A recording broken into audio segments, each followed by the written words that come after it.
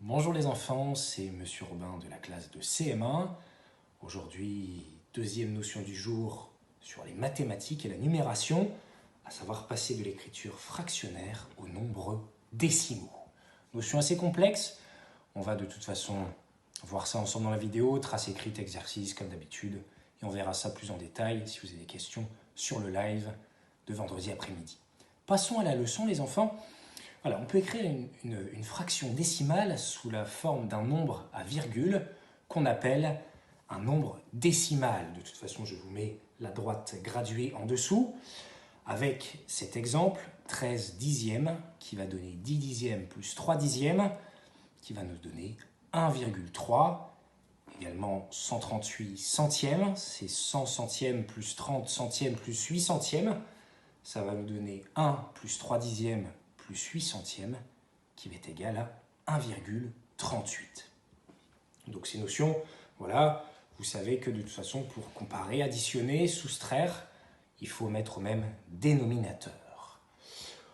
Du coup, on utilise la virgule pour repérer la partie entière de la partie décimale. Le tableau est en dessous, avec deux exemples. La fraction 13 dixièmes. Vous voyez, la partie entière. Je mets donc un 1 dans la case de l'unité. Et la partie décimale qui est à côté, pour bien séparer, entre l'unité de la partie entière et le dixième de la partie décimale, je mets une virgule, 13 dixièmes, ce qui va me donner 1,3 pour l'écriture décimale. Et enfin, 138 centièmes, on va faire la même chose.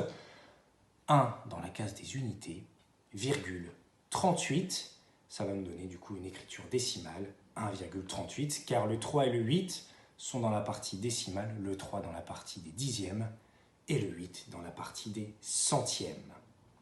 Donc voilà, écriture ici pour bien décomposer, 1,3 c'est 13 dixièmes ou bien une unité plus 3 dixièmes, et 1,38 c'est 138 centièmes ou une unité et 3 dixièmes plus 8 centièmes. Et enfin, on peut aussi écrire une fraction décimale à partir de l'écriture décimale. Exemple 8,37. Décomposons ce nombre décimal. C'est 8 plus 3 dixièmes plus 7 centièmes. Je vous ai dit, pour pouvoir additionner tout ça ou soustraire en forme fractionnaire, eh bien, on est obligé de mettre au même dénominateur. On va mettre au dénominateur 100. De toute façon, vous voyez l'exemple en dessous. Ça va nous donner 800 centièmes. 3 dixièmes va nous donner 30 centièmes. Et 7 centièmes ne bouge pas, ça reste 7 centièmes. Ce qui va nous donner 837 centièmes en forme fractionnaire et en forme de nombre décimal. Ça va nous donner 8,37. Voilà les enfants pour cette notion de numération. Je vous envoie la trace écrite, bien entendu, les exercices. En tout cas, portez-vous bien.